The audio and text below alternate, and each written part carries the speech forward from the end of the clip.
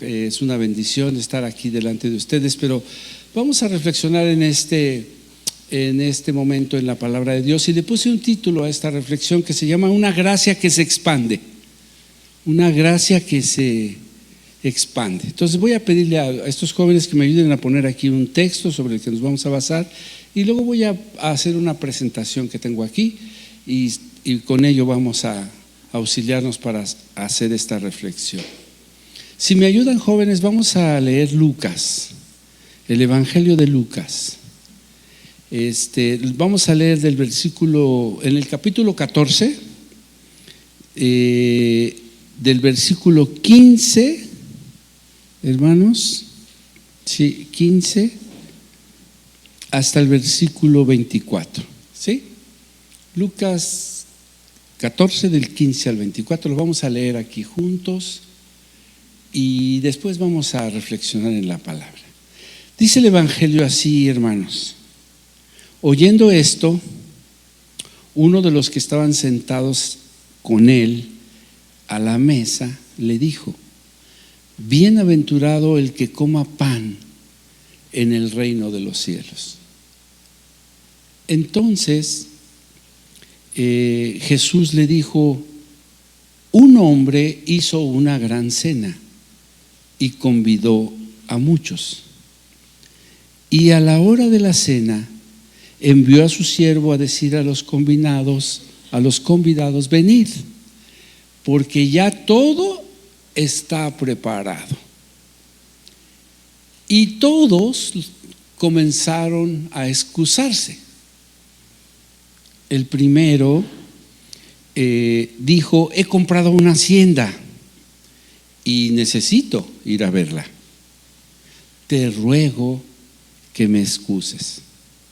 Otro dijo: he comprado 5 yuntas de bueyes y voy a probarlas, voy a probarlos.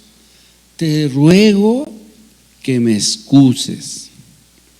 Y otro dijo: acabo de casarme y por tanto pues no puedo ir. Estoy recién casado, no puedo ir. Vuelto el siervo, hizo saber estas cosas a su señor. Y dijo, entonces, enojado el padre de familia, dijo a su siervo: ve pronto por las plazas y las calles de la ciudad y trae acá a los pobres, a los mancos, a los cojos y a los ciegos. Y dijo el siervo: Señor, se ha hecho como tú mandaste, pero aún hay lugar.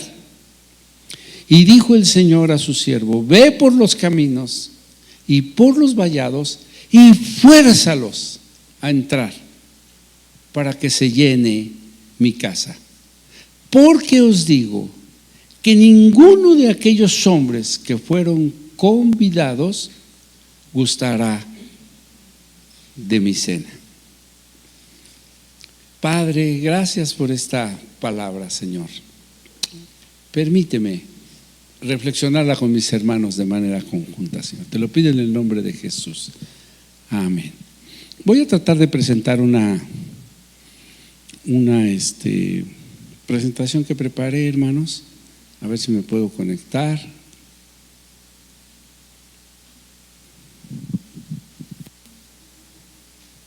Se está tardando mi... ¿Me ayudas? Yo puse como título a esto, hermanos, la gracia que se expande, y ahorita lo vamos a reflexionar un poquito. Cómo la gracia de Dios, hermanos, es suficiente para todo el mundo, ¿verdad? Y vamos a tratar de reflexionar en estos pequeños versículos de la palabra, pero en lo que me puede conectar Isaac a la televisión, quiero decirles, hermanos, que como contexto, que en la cultura judía del primer siglo, en el primer siglo de la cultura judía, comer con alguien, sentarse a comer con alguien, significaba aceptarlo. No se sentaba a comer con cualquiera, pero sentarse a comer con alguien o invitarlo a la mesa era un símbolo de aceptarlo, de tener una relación de amistad, y era una aceptación mutua, tanto el invitado como el que se sentaba, el que compartía su mesa y la abría. La mesa, hermanos, y en todas estas semanas hemos estado hablando acerca de la mesa. La mesa revela que el reino de los cielos, hermanos, rompe barreras sociales. Rompe barreras sociales y barreras religiosas. Y esto es bien interesante porque en las últimas 4 semanas hemos estado hablando acerca de la mesa. Y la mesa en la cultura judía deja de ser un mueble, hermanos. La mesa dejó de ser un mueble como el que hay en su casa. ¿Cuántos tienen mesa? Todos tenemos una mesa. Y se le dan diferentes usos a la mesa y diferentes tipos de mesa. Hay mesitas de centro que se ponen en la sala, hay mesas más grandes en el comedor, hay una pequeña mesa en la cocina. Estoy casi seguro porque para la cultura mexicana, como somos nosotros, la mesa, hermanos, es un mueble. Pero en el tiempo de Jesús, en la época de Jesucristo, hermanos, la mesa era más que un mueble y era un espacio, hermanos. Era un espacio de enseñanza. La mesa revelaba cosas, rompía barreras sociales, rompía barreras religiosas. Jesús se sentaba a la mesa con muchas personas y con personas de no muy buena reputación, porque se sentaba con publicanos que eran cobradores de impuestos, se sentaba con pecadores, hermanos, se sentaba incluso a la mesa de Jesús, se sentaban a veces mujeres de mala reputación, prostitutas. Se sentaba a la mesa de Jesús religiosos, fariseos muy celosos de la ley, que incluso estaban acostumbrados a comer otra comida, la famosa comida kosher, ¿no? Bueno, pues se sentaban a la mesa con Jesús estas personas. Y también los discípulos y gente común se sentaba con Jesús. Entonces la mesa se volvió un espacio de enseñanza, un espacio didáctico, doctrinal. El Señor ocupó estratégicamente la mesa, y la mesa en el momento de la cena, en este caso vamos a ver de una cena que hubo en casa de un fariseo, pero el Señor se sentaba a comer también en la comida, y siempre que el Señor se sentaba a una mesa a compartir los alimentos con la gente, lo ocupaba como un espacio de enseñanza, un espacio de instrucción doctrinal, didáctica. En la mesa el Señor corregía muchas actitudes equivocadas. En la mesa el Señor revelaba principios de vida y formaba, hermanos, a sus discípulos. Quien se sentaba a la mesa con Jesús aprendía y entendía algo fundamental: cómo se vive en el reino de los cielos. Qué interesante, hermanos, porque Jesús representa el reino de los cielos como un banquete, lo representa como un banquete preparado por Dios, y en cada comida o cena Jesús, que el Evangelio, porque el Evangelio de Lucas narra por lo menos 10 veces en las que Jesús se sentó a la mesa para comer o para cenar, y en cada ocasión que se sentó con los discípulos, podemos ver con mucha claridad cómo el Señor está mostrándoles un nuevo estilo de vida. El Señor está enseñándoles, está ayudándolos a corregir actitudes equivocadas, como ese orgullo judaico que tenían algunos de sentirse superiores a todos los demás, como si la mesa solo los mereciera a ellos, o como si hubiera mesas de categorías, ¿no? Acá los importantes y por allá los esclavos, ¿no? Entonces el Señor corrige esas malas actitudes. En la mesa el Señor enseña principios de vida. Se quita la exclusión, ahí empieza a haber inclusión de personas. Entonces, hermanos, la mesa deja de ser un mueble o un símbolo y se convierte en un lugar o en un espacio fundacional de comunidad. Fíjese, se convierte en un vínculo en donde a través de la mesa se forman relaciones de todos los que se sientan en la mesa. Ahí dejan de tener la importancia mayor unos y menor otros. Al sentarnos a la mesa, participamos del mismo pan, de la misma bendición, de la misma compañía, de la misma presencia de Jesucristo. La enseñanza es la misma para los dos. Entonces la mesa es un acto fundacional, como un modelo, hermanos, de una nueva humanidad. Fíjese que la primera iglesia, la iglesia primitiva, la del primer siglo, hermanos, hizo mucho énfasis en preservar esta misma enseñanza de Jesús, porque dice el libro de los Hechos, en el capítulo 2, que los discípulos acostumbraban reunirse a la hora de la comida en las mesas de las casas, todos los días. Y en ese lugar, hermanos, había espacio para los enfermos, para los pobres, para las viudas, para los huérfanos. Había espacio para los que tenían muchos recursos, una economía muy grande. También había espacio para los que tenían una instrucción muy elevada en la ley o en la cultura, y para los que ni siquiera sabían leer o escribir. Pero había espacio para todos ellos. Entonces, en ese espacio se empiezan a enseñar los valores del reino, que son diferentes a los valores de la sociedad. Porque la sociedad hasta el día de hoy, hermanos, hace distinción de personas. Aún hoy en la sociedad hay una enorme división de clases, hay un clasismo enorme, hay un racismo y un clasismo que se puede observar en muchas naciones y hasta en gente que nosotros conocemos. Hay quien no se sentaría a comer con cualquiera. Bueno, hay quien no se sentaría a comer con nosotros y se excusaría, ¿verdad? Y se excusaría diciendo que pues la verdad no puede.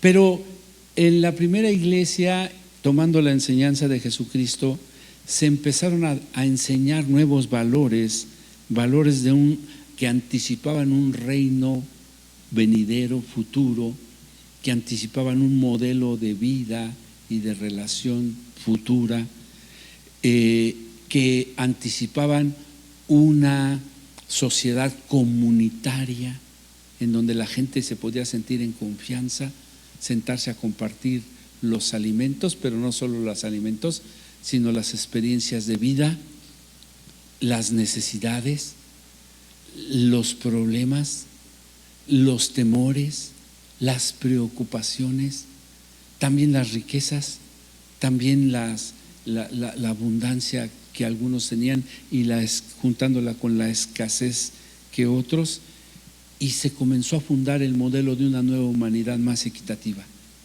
en donde todos somos iguales, en donde no hay rico ni hay pobre, no hay sabio ni hay ignorante, no hay diferencia entre un hombre y una mujer, entre un esclavo y el amo.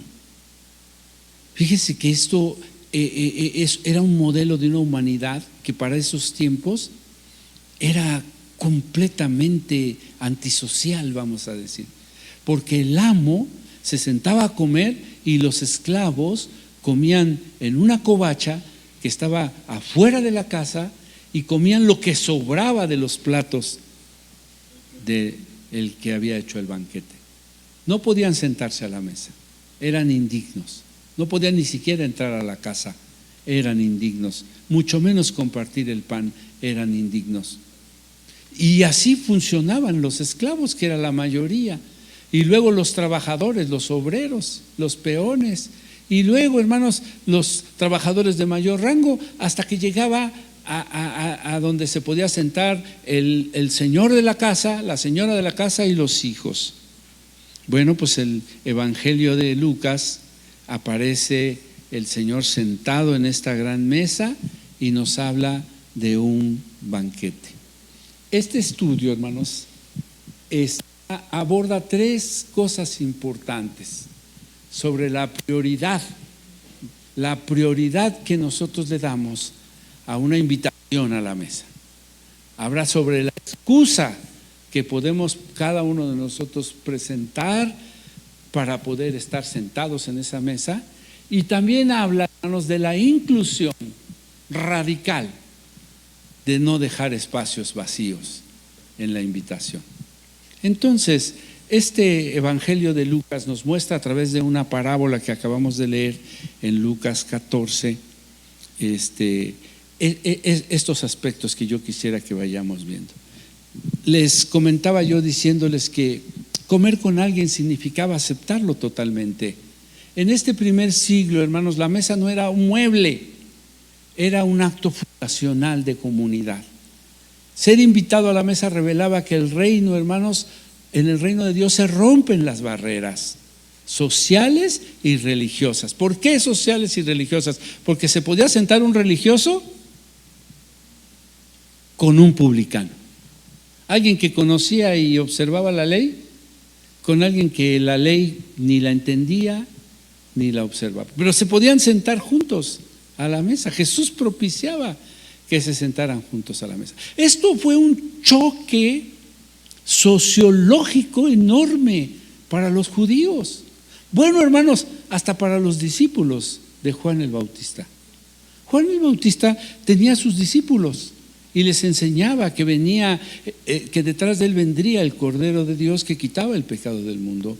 Juan el Bautista tenía una serie de seguidores que les enseñaba, hermanos, que tenían que arrepentirse de sus malas formas de vida y que tenían que bautizarse para el perdón de sus pecados y que tenían que conocer a Jesucristo, que era el Cordero de Dios que quitaba el pecado del mundo y que traería un reino nuevo. Ese era el anuncio de Juan el Bautista. Dice que predicaba en el desierto. Juan el Bautista hizo un voto que se conocía en el judaísmo como el voto nazareo, donde no se cortaba el cabello, no se acercaba a ninguna cosa inmunda, no podía tocar algo muerto, es más, ni siquiera podía llorar cuando algún ser partía, porque si lloraba, por ejemplo, cuando murieron sus padres, no debió llorar, porque si lloraba era como rebelarse a la voluntad de Dios. Ese voto era muy estricto, y uno de los aspectos peculiares es que no podía acercarse a ninguna persona que practicara maldad, y no podía acercarse al fruto de la vid, a la uva. No podía comerlas ni como fruta, ni como pasita, y menos ya fermentadas como vino. Juan hizo ese voto, y sus discípulos sabían que él no tocaba cosa inmunda, no tomaba vino, no se acercaba, no se juntaba con la chusma, porque pues él no se juntaba con gente pecadora. Él no se juntaba con ellos. Y sus discípulos crecieron igual que él. Venían de una secta judía que se llamaba ascética o el ascetismo. Y claro, cuando conocen a Jesús, le dice a sus discípulos: miren, he aquí el Cordero de Dios que quita el pecado del mundo. Él es el Mesías que esperamos. Todos se alegraron. El Mesías. Y lo empiezan a seguir porque les dice: ¿saben qué? Síganlo a él. Él es el Mesías prometido, Él es el Cordero de Dios que quita el pecado del mundo, Él es. Y claro, los discípulos gustosos comienzan a seguirlo, pero pasa un tiempo y regresan con Juan y le dicen: oye, ¿Él es el Mesías? Sí, Él es el Mesías. Él es el Mesías que esperamos, o debemos esperar a otro. Y dice Juan: no, Él es. ¿Cómo? Bebe vino, se sienta a comer con los publicanos y los pecadores, es amigo de las prostitutas. ¿Él es el Mesías que esperamos? ¿O debemos esperar a otro? Pues tú nos has enseñado otra cosa. Y Juan les dice: Él es. Seguro, pues vayan y pregúntenle a él. Y van, 2 discípulos de Juan van a preguntarle a Jesús: ¿tú eres el Mesías, el Cristo que esperamos? Y el Señor no les dice, les pregunta quiénes son. Discípulos somos de Juan, pero tú eres el Mesías que esperamos. Y el Señor les dice: pues vayan y díganle a Juan que ahora los ciegos ven, que ahora los cojos andan, los sordos oyen. Y vayan y díganle a Juan que los sanos no necesitan a un médico, lo necesitan los enfermos. Y que el Hijo del Hombre vino a buscar y a salvar lo que se había perdido. ¿No le da un gloria a Dios por eso, hermanos?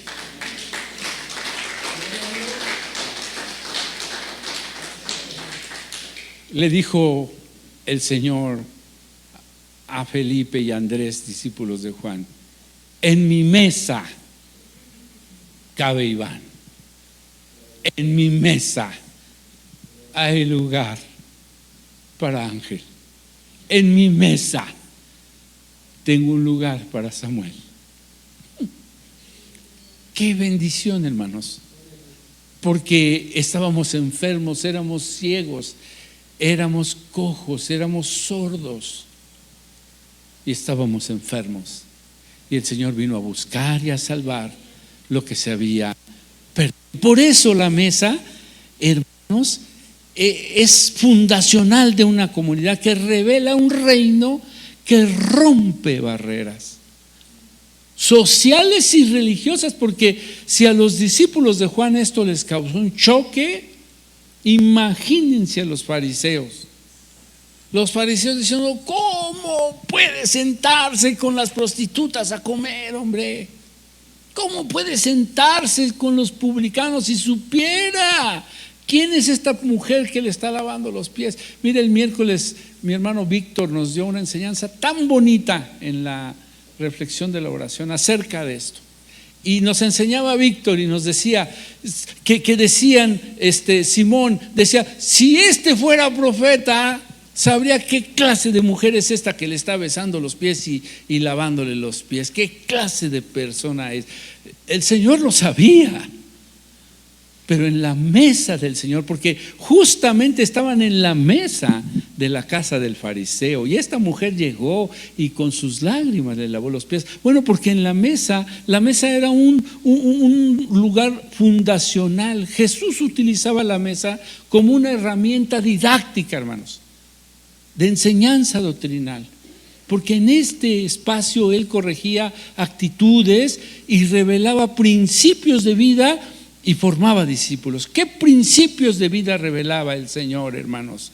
Los principios de vida que revelaba ahí el Señor, hermanos, es que la gracia y la misericordia de Dios, hermanos, son suficientes para salvar al mundo. El sacrificio de Jesús era suficiente para alcanzar a todo el mundo. Y el Señor, lo que Él quería, hermanos, era que pudiéramos acercarnos a esa gracia y aceptar esa misericordia. Entonces, quien se sentaba a la mesa con Jesús empezaba a descubrir y aprender, hermanos, cómo se vive en el reino de Dios. Todos los que hemos empezado a entender cómo se vive en el reino de los cielos y cómo se vive en el reino de Dios, ya hemos entendido, y aunque a algunos todavía nos cuesta trabajo, pero entendemos que el reino de los cielos no se funda en una pureza religiosa o ritual, no, se funda en la misericordia, en la gracia salvadora de Jesucristo, que nos dio acceso a ese lugar en la mesa. Entonces, fíjese que estando ahí en esa mesa, estando ya todo preparado, porque el capítulo que vimos dice que manda a su siervo y le dice: ve y llama a los invitados. El contexto de estos versículos que leímos del 15 al 24 es que en el versículo 1 dice que Jesús estaba comiendo en la casa de un fariseo y estaba hablando de la humildad, hermanos. Estaba hablándoles cómo debían de despojarse de ese orgullo judío, de ese orgullo religioso, de sentirse como superiores a los demás. Hay otras parábolas que ilustran esto, porque dicen que estaba orando un judío, un fariseo y un publicano. Y el fariseo decía: Señor, yo te doy gracias porque diezmo de todo lo que gano. Yo te doy gracias, Señor, porque yo observo la ley y yo no ando comiendo cosas inmundas. Y yo soy respetuoso de las fiestas solemnes y respetuoso del sábado y no convivo con cualquier persona. Yo te doy gracias, Señor, porque soy judío, porque soy fariseo, porque cumplo la ley. Te doy gracias porque no soy como este publicano que está aquí a mi lado, ¿verdad? Y el publicano decía, Señor, pues yo sé propicio a mí porque yo no soy nada de eso. Yo solo soy un pecador. Ellos tenían un orgullo enorme, hermanos. La parábola del publicano y el fariseo dice que el publicano alcanzó gracia en Jesucristo, amén. Porque el que se humilla será ensalzado, y el que se ensalza será humillado. Y el Señor les está hablando de eso en el contexto. Y está platicando eso cuando una persona cualquiera, un invitado exclama, bienaventurados los que se sientan a la mesa a comer en el banquete de la mesa. Y entonces es cuando Jesús hace esta presentación, les habla de esta premisa que está implícita en el Antiguo Testamento, en el libro de Isaías, en el capítulo 25, en el versículo 6, cuando habla de una mesa especial preparada, una mesa, hermanos, que se ha preparado, que está lista, que se ha adornado, que se ha dispuesto para que la gente vaya y se sienta y coma y disfrute de este banquete. Eso es esa es la premisa que Jesucristo está usando en esta parábola. Pero vea usted la verdad central de esto, hermanos. La iniciativa, porque el anfitrión, el que preparó la mesa, le dice a sus discípulos, vayan y díganle a los invitados que ya está todo listo y que vengan a comer. Ya la mesa está lista. Pero vean ustedes cómo la iniciativa es completamente del anfitrión. Los invitados ni siquiera cooperaron para la cena, no construyeron la mesa, no cooperaron, no pagaron por su comida, solamente tenían que aceptarla. El Señor los llama y le dicen, vengan, ya está todo listo, ya Él lo preparó, Él los invitó, es su casa, es su mesa, es su banquete, los llama, vengan y coman, compren. Ni siquiera les pidió cooperación, no fue de esas comidas de traje que nosotros hacemos, ¿verdad? De que cada quien trae su guisado. No, aquí el anfitrión hizo todo. Y este principio nos demuestra que la salvación, hermanos, comienza en la gracia. En la gracia de Dios, la salvación, la invitación a la mesa es un regalo gratuito de Dios. No tenemos que pagar nada, no tenemos que invertir nada. El lugar está dispuesto, no tiene que ver con nuestro esfuerzo. Dios invita al banquete, hermanos, y lo tiene listo antes de que el hombre responda. Dice que este hombre, hermanos, hizo la gran cena y los invitó. Pero el banquete, hermanos, este banquete al que el Señor los invitó, hermanos, representa el reino, la oportunidad de convivir, de tener comunión, de estar juntos y de poder participar en un mismo espacio con la bendición de Dios y la provisión de Dios en nuestra vida. Pero ¿qué pasó, hermanos? Todos comenzaron a excusarse. Los invitados comenzaron a excusarse. Comenzaron a decir que pues los disculparan porque tenían diferentes ocupaciones y compromisos. El primero dijo, mira, he comprado una hacienda y necesito ir a verla. Eso lo dice el versículo 18. Yo acabo de comprar, para comprar una hacienda tenía que tener ciertos recursos, ¿no? O sea, no era un invitado pobre. Yo he comprado una hacienda y tengo que ir a verla. Discúlpame, por favor, discúlpame. Eso dice el verso 14. Dice el verso 14 que dijo, pues he comprado una hacienda y necesito ir a verla, te ruego que me disculpes. Y enseguida otro dijo, yo he comprado 5 yuntas de bueyes. El otro era porque pues tenía que cuidar su patrimonio, pero el anterior, hermanos, tenía que cuidar su trabajo. Dijo, yo he comprado 5 yuntas de bueyes y tengo que ir a probarlas porque pues me gano la vida arando la tierra, eso dice el verso 19. Y le dice, te ruego que me disculpes, te ruego que me disculpes. Y hay un tercero que le dice, Señor, yo acabo de casarme. Yo acabo de casarme y ahorita no tengo tiempo para nada, nada más que para mi esposa, ¿verdad? No, acabo de casarme. Fíjese, hermanos, que esto es bien interesante. Aquí los invitados, nadie los excluye. Ellos se autoexcluyen. Ellos deciden salirse de esta invitación. Pero algo bien interesante es que no se niegan agresivamente, hermanos, sino que presentan algunas excusas que parecen legítimas. Usted analícelo. No se excusan con grosería, no son groseros, no son ni siquiera mentirosos. Parece que sus excusas son razonables, ¿no?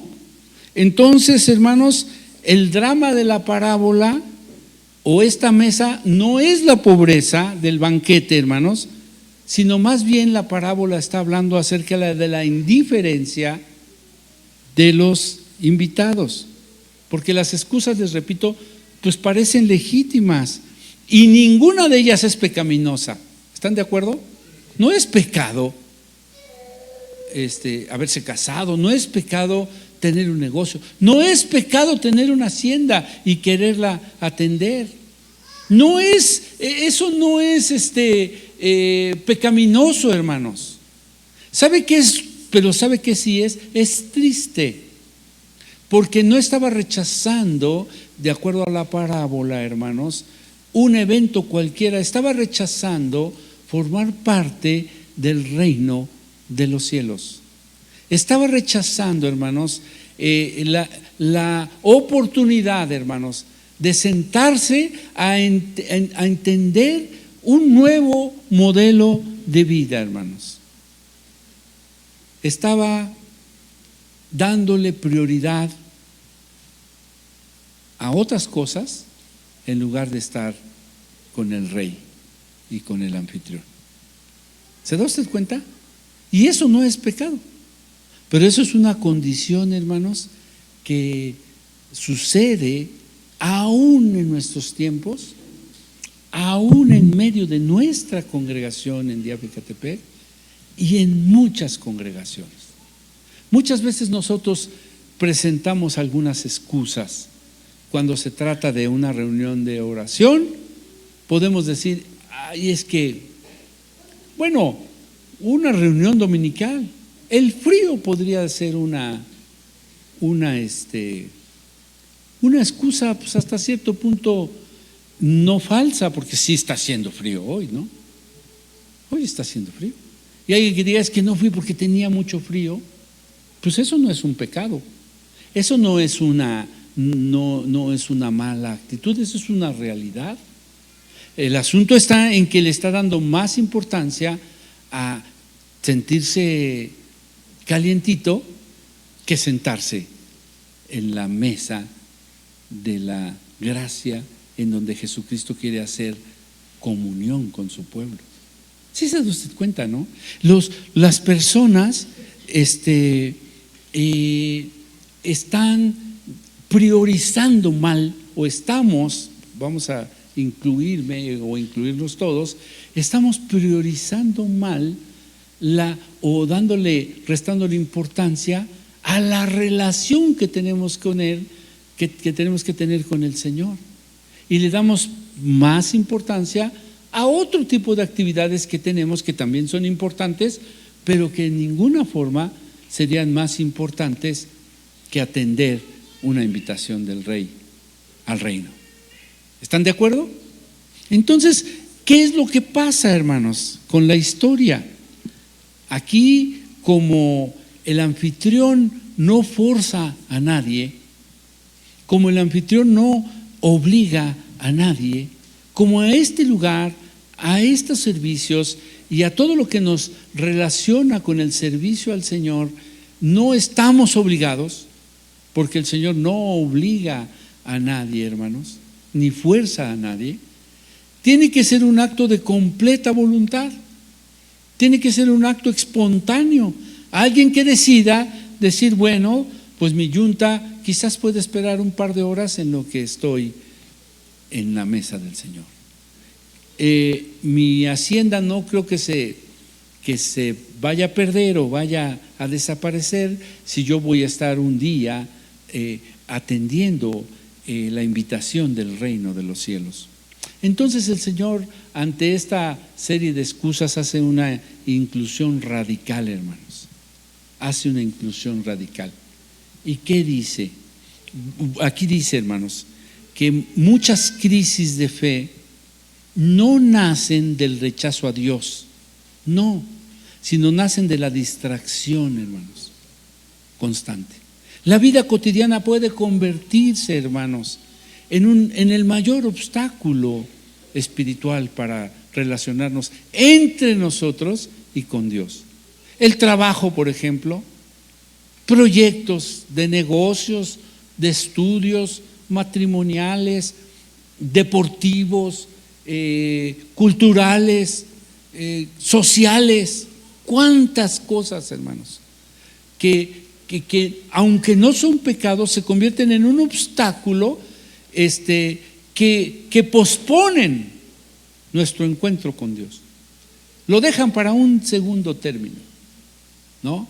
Y a lo mejor un compromiso de trabajo o un compromiso social o un compromiso familiar o un compromiso de otra índole hace que pospongamos el estar sentados a la mesa con el Señor y decimos, lo dejamos para la próxima semana o para el próximo mes o para la próxima oportunidad. Entonces el drama de la parábola del banquete, hermanos, está hablando de la indiferencia de los invitados, porque el reino de Dios suele ser rechazado no por maldad abierta, sino por cosas buenas que ocupan un lugar prioritario en nuestra relación con Dios. Cosas buenas, pero que se colocan en el primer lugar, cuando el primer lugar es de Dios.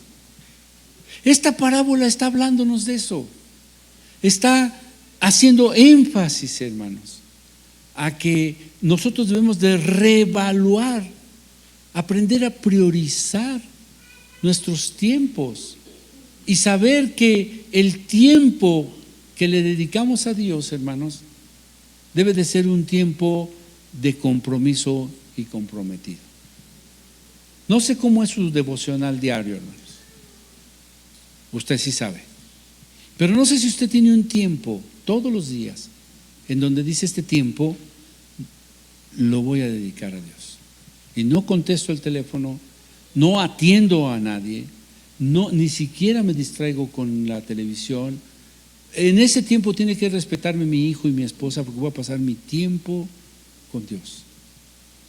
Y si la gente no procura establecer un límite de decir, este es mi tiempo con Dios, usted puede buscar el horario, puede buscar el lugar, puede buscar el momento más adecuado. Hay quien lo hace un poquito antes de dormir, hay quien lo hace inmediatamente después de que abre el primer ojo, y ahí es donde tiene su tiempo con Dios, su tiempo devocional. Hay quien lo hace inmediatamente antes de acostarse a dormir, donde apaga la televisión, apaga las cosas, se aparta de la casa, se aparta de todo mundo, y en ese momento entra su tiempo con Dios. Yo comencé a tener un tiempo con Dios que resultó una bendición enorme en mi vida, porque yo entraba a trabajar a las 9 de la mañana, pero llegaba a las 7 a la oficina, cuando todavía nadie había llegado, hermanos. Yo era el primero, yo debía entrar a las 9. Había colaboradores míos que entraban a las 9 y llegaban a las 10, pero yo tenía que entrar a las 9 y yo llegaba a las 7 porque pasaba a dejar a este chico a la escuela antes de las 7 y pues yo a las 7 ya estaba en mí.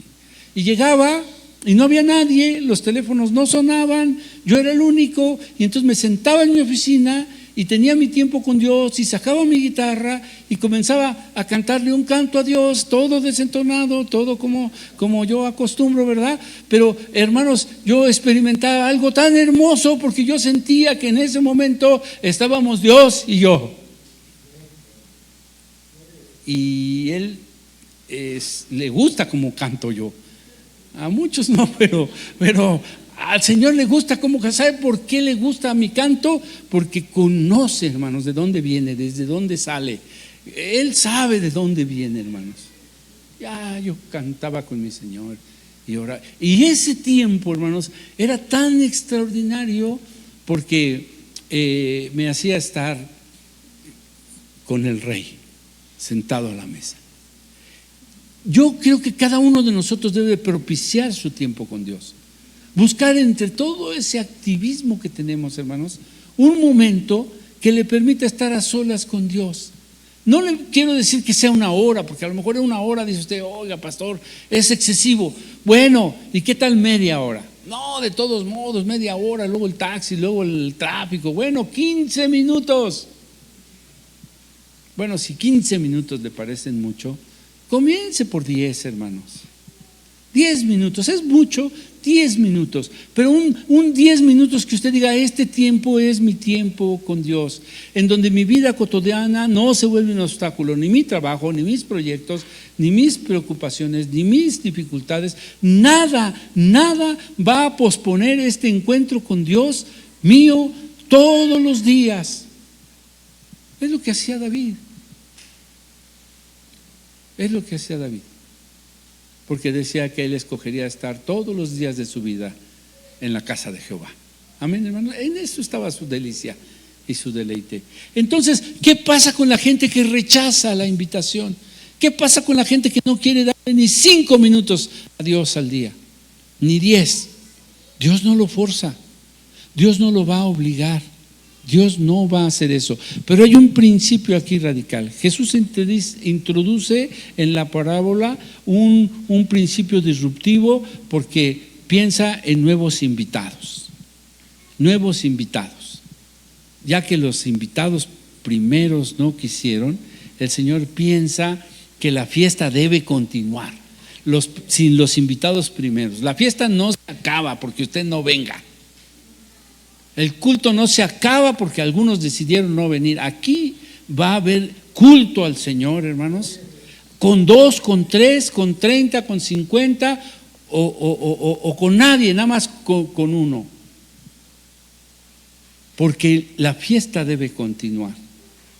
Y mire, esto es lo que dice, porque dice que el padre de familia se molestó y le dijo a su siervo, ve por las plazas y por las calles. Eso dice el versículo. Ve por las plazas y por las calles y busca. Eso dice el 21, ¿cierto, hermanos?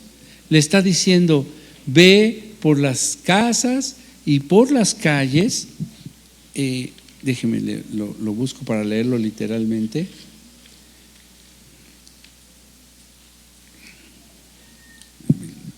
Dice, vuelto el siervo y saber esto a su señor, y le dijo enojado, ve por las casas y por las calles de la ciudad y trae a mi mesa a los pobres, a los que no tienen hacienda, a los que no tienen yunta de bueyes, a los que no tienen recursos. Tráelos. Y no solo eso, trae a los mancos, trae a los cojos, trae a los ciegos. Qué interesante, hermanos. Qué interesante. Porque el Señor está por eso decimos que es una gracia que se expande. Porque tenía invitados especiales. Se excusan y le dice, bueno, pues no quieren, ve por las calles, ve. Ayer estaba yo pensando, a lo mejor era una locura. Pero estaba yo pensando, ¿y qué pasa si llegamos bien temprano el domingo? Y para que no haya lugares vacíos, vamos a ir a caminar todo el camellón, aquí al centro cívico, al mercado, y cuando nos encontremos a un muchacho ahí desorientado, a una persona que está divagando, a alguien que está con la mirada perdida, y podemos decirle: ven, ven, te invito a una fiesta, y traerlo. Y eso causaría un shock, porque aquí venía una persona, yo creo que ustedes se van a acordar, algunos, que yo creo que estaba enfermo la persona que venía, porque se hacía del baño en los pantalones, ¿se acuerdan? Y justo antes de entrar ahí a la puerta era cuando se hacía del baño, hermanos. Y pasaba y se pasaba y saludaba muy amable, ¿verdad? Pero olía bien mal. ¿Sí te acuerdas, Ángel? Y se sentaba por ahí. Y pues los hermanos decían: híjole, este hermanito, pues de qué se va a tratar, ¿no? Y poco a poco se quedaba la fila sola ahí con el hermano. Y lo hacía cada semana. ¿Se acuerdan, hermanos? Yo me acuerdo que un día, pues, algunos me decían: pastor, no hay que dejarlo entrar. Pues, ¿cómo nos hace eso? Que se bañe antes que venga. No hay que dejarlo entrar. Y yo pues decía: pues yo creo que tiene razón la hermana, pero decía: pero ¿cómo le vamos a prohibir la entrada? ¿No? O sea, un conflicto. ¿Se acuerdan de ese conflicto que surgió entre nosotros?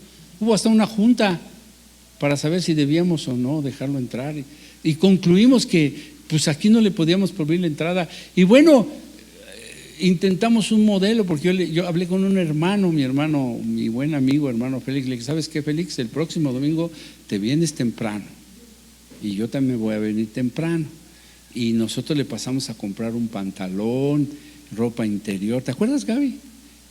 Calcetines, yo le doné unos zapatos, y ahí estábamos atentos a que llegara el hermanito. Y justo llegó, hermanos, y como siempre venía para ningún lado, pusimos agua a calentar, y aquí en este baño de aquí al ladito lo bañamos. Bueno, lo bañó Félix.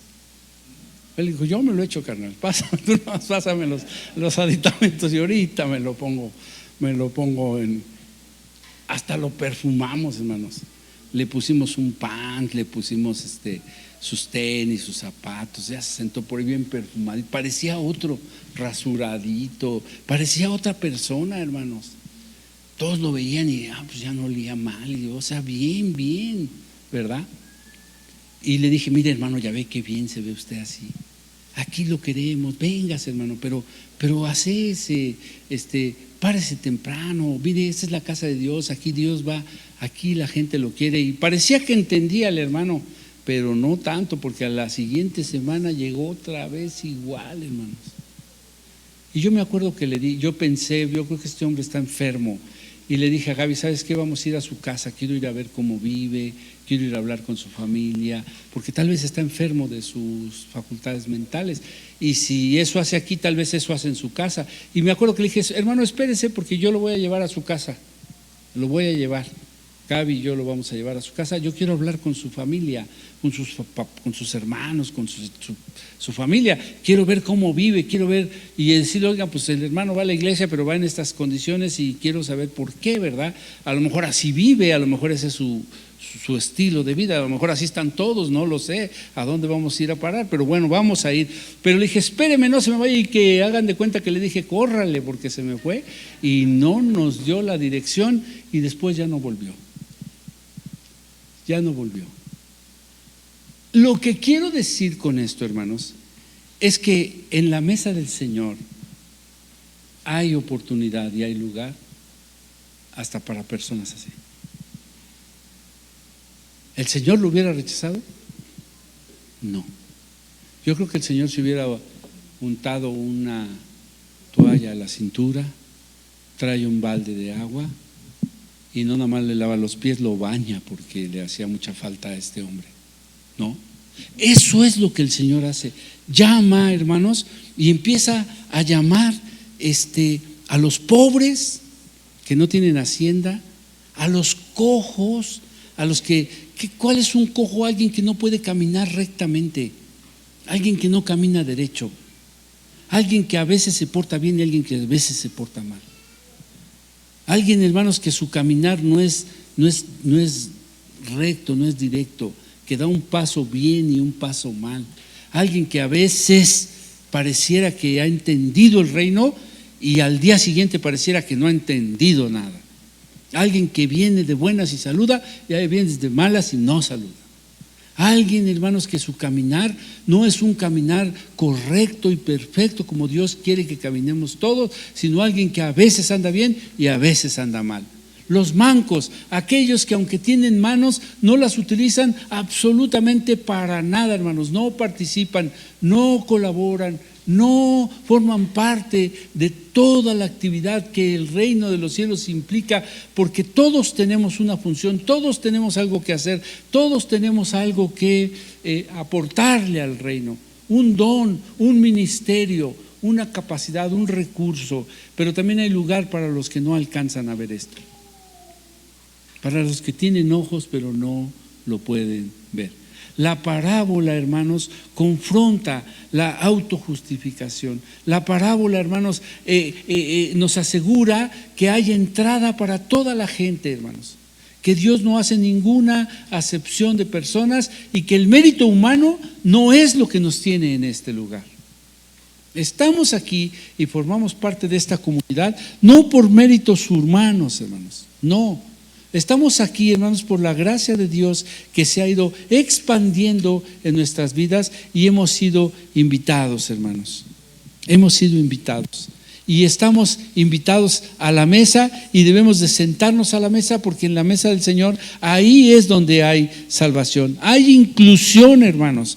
Entonces, fíjese usted cómo la indiferencia espiritual, hermanos, de algunos invitados, el Señor la suple con el deseo de otros de participar, hermanos, de estar sentados en la misma mesa.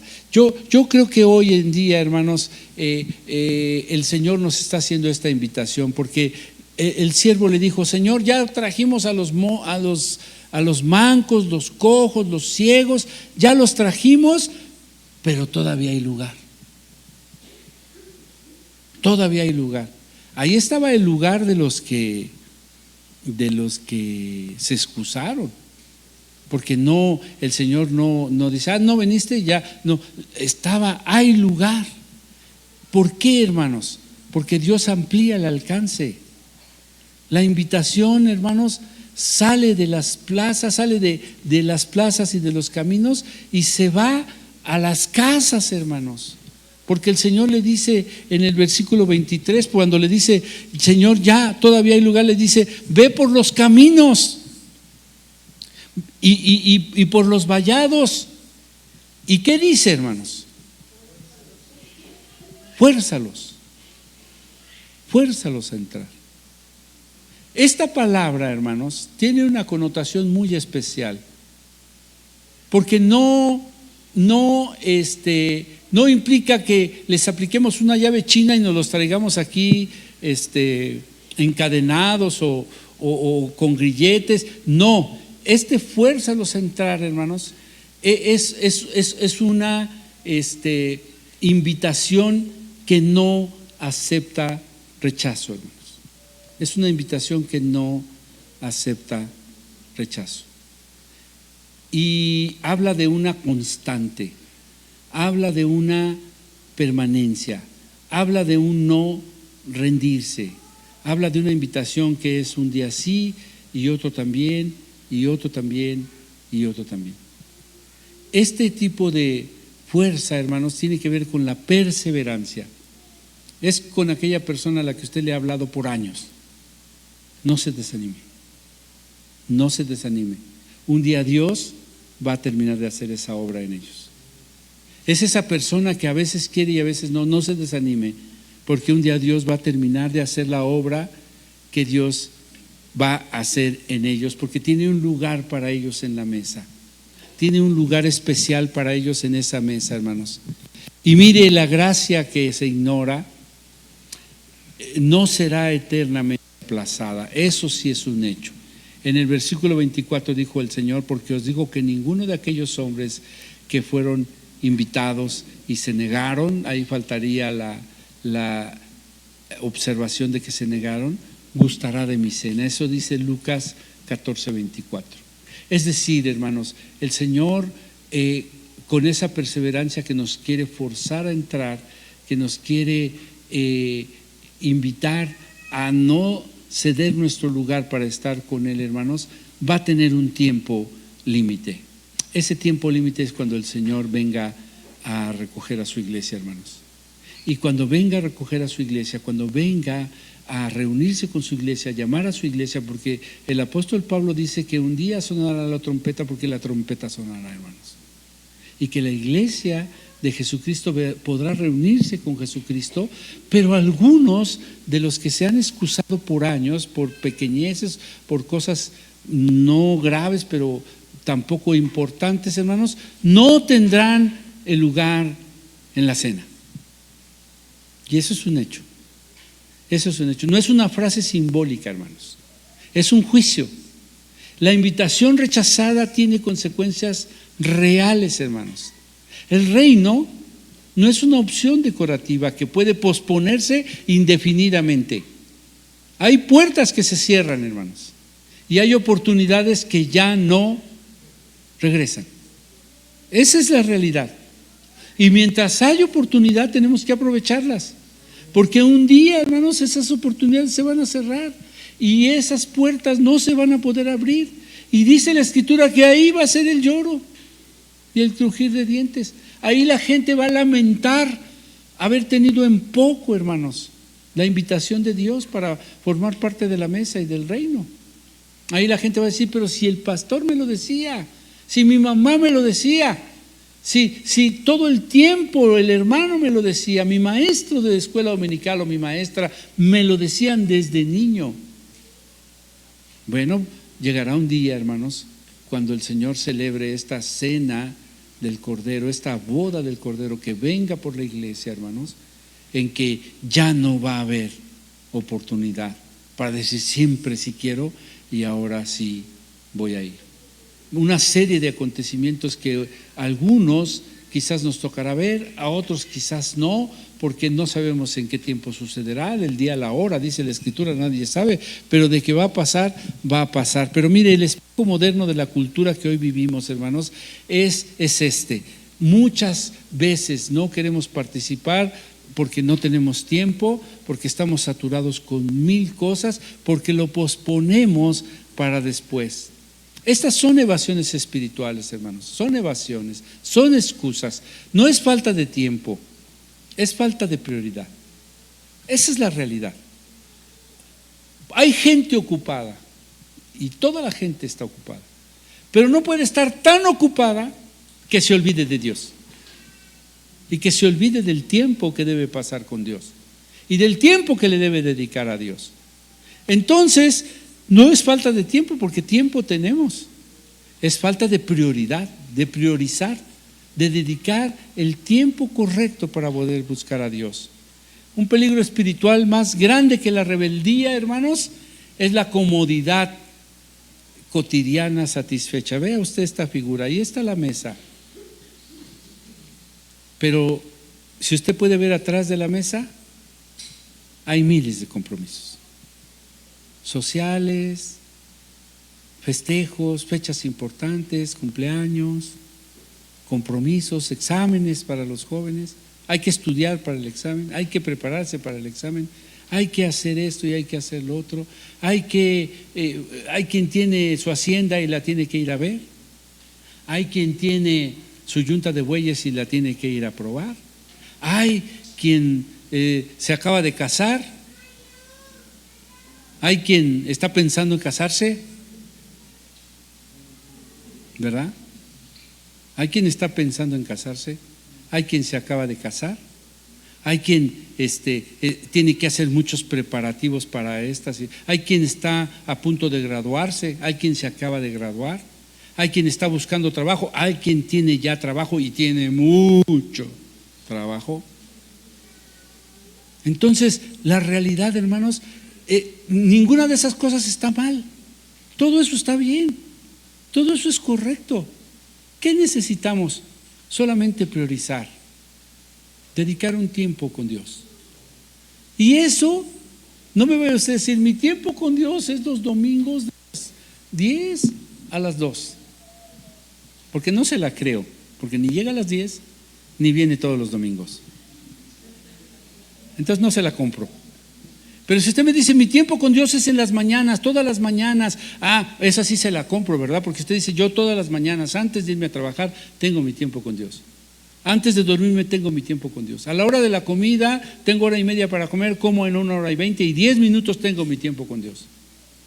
A lo mejor mi tiempo con Dios es en el transporte, porque duro 2 horas en el trayecto, en la combi desde mi casa hasta mi oficina. Y yo me pongo mis audífonos y me cierro mis ojos y estoy oyendo mis alabanzas y estoy hablando con Dios y Dios está hablando conmigo. Pues ese es su tiempo con Dios. Y eso está perfecto. Y si su tiempo con Dios es en el trayecto, en el transcurso, al empezar el día, al terminar el día, a mediodía, a medianoche a lo mejor. ¿Cuántos de ustedes a veces no se despiertan a las 3 de la mañana sin motivo, sin razón, nada más, ¡pum!, se le va el sueño? Dice, ¿ahora qué hago? No puedo dormir, y vuelta para acá, vuelta. Si no puede dormir es fácil, párese, lea su Biblia y a los 20 minutos ya le va a ganar el sueño, hermanos. No falla, no falla. Yo no puedo dormir, estoy dando vuelta para acá, vuelta para acá. Bueno, me paro, tomo mi Biblia, leo mi Biblia y entonces, ¿sabe qué? 20 minutos y a dormir. ¿Por qué, hermanos? Porque eso no falla. ¿Qué es lo que necesitamos priorizar? Evitar, no tengo tiempo para Dios, estoy tan saturado que no puedo relacionarme con Dios y mi relación con Dios la voy a dejar para después de que me case, para después de que me gradúe, para cuando mis hijos crezcan, para cuando me case, o ahora que me divorcie,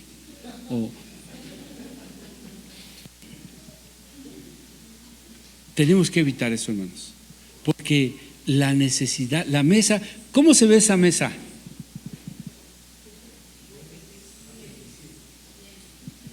Está servida, ¿no? Abundante, ¿no? Y mire, ahí se ve pura gente de bien, no veo a los mancos y a los cojos, y será que Dios ya los cambió, ¿verdad? Pero vea usted cómo hay una serie de prioridades que nos quitan el espacio del lugar en la mesa que el Señor preparó para nosotros. Hermanos, no serán las excusas que hablen por nosotros, no. Lo que va a hablar de nosotros en ese tiempo va a ser nuestra ausencia en la mesa. Cuando te pase lista y usted no esté para responder. La parábola no trata de gente mala rechazando a Dios, trata de gente ocupada rechazando la eternidad. La parábola nos muestra una mesa que está servida. El reino de Dios es un reino que exige prioridades. Déjese de excusar, hermanos, que el trabajo, que las pasiones, que la familia. Déjese de excusar y dése cuenta, hermanos, que por cosas que ni siquiera son grandes pecados, ni siquiera son grandes faltas, ni siquiera son grandes ofensas para Dios, por cosas sin importancia, no estamos rechazando nuestro lugar en la mesa, estamos rechazando nuestro lugar en la eternidad, porque le estamos dando prioridad a otras cosas. La mesa está servida, hermanos, y el reino nos ha invitado, el reino nos invitó. Pero si usted no quiere, bueno, pues invitará a los mancos y a los cojos, a los ciegos, a todo aquel que quiera y venga. No basta, hermanos, con admirar qué bonita se ve esta mesa. Mire, la fruta, el pavo, el cordero, el pan, el vino. Híjole. ¿Sabe usted, hermanos? El reino de los cielos no solo se explica con palabras. se degusta. Se sienta uno a saborearlo. Se sienta uno a disfrutarlo, hermanos. No hay nada más hermoso que delante de la presencia de Dios, hermanos, poder tomar un mango y destapar el mango y disfrutarlo, saborearlo, así, comérselo sin miedo de que se va a manchar la corbata, el traje. No batas, hermano. Tome su mango y disfrútelo, saboreelo. Si se le cae por acá y se mancha la corbata y se mancha el traje, eso no se equipara con entender la enorme bendición, el enorme regalo que Dios nos ha dado, hasta en un mango. En un mango. Y hay gente que no se come un mango porque se ensucia las manos, porque se bate, y prefiere renunciar a un mango por no ensuciarse sus manos, por no batirse, porque no hay forma de agarrarlo con un tenedor. No hay como agarrarlo, hermanos, como va, pelarlo, más un mango manila, ahorita que es la época, un manguito manila, mire, ábralo así, pélelo, agárrelo con sus manos y atásquese. Bueno, esa no es la palabra correcta, pero cómaselo, hermano, y dígale: Señor, gracias por este mango. Gracias porque todo lo bueno que hay en mi vida, todo lo bueno que hay en mi vida viene de ti. Y no hay nada más importante para nosotros que estar con Dios, porque nos invitó, porque preparó la mesa, porque tiene un lugar para nosotros, porque quiere enseñarnos un nuevo estilo de vida, porque quiere ver un modelo de humanidad diferente, donde sí le importa que nos casemos y tengamos hacienda y tengamos bienes, trabajo, salud. Todo eso a Él le agrada. Él nos lo dio, Él lo preparó, Él quiere eso para su pueblo. Nada más no quiere una cosa: que te olvides de Él por atender las bendiciones que te ha dado. La mesa es un espacio de compañía, es un espacio de enseñanza, de tradición. La salvación es una invitación, no es una imposición. Las distracciones legítimas nos separan de una vida espiritual completa, hermanos.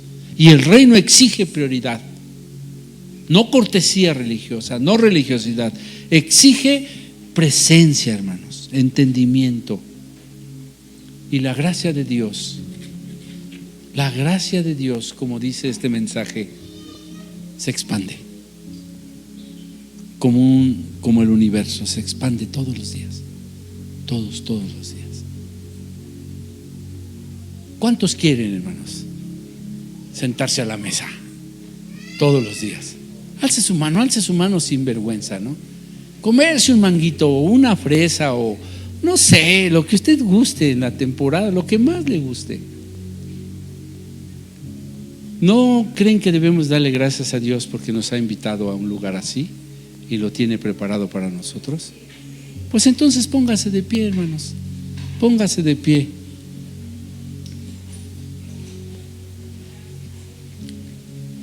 Y vamos a darle gracias a Dios, amén. Vamos a darle gracias a Dios.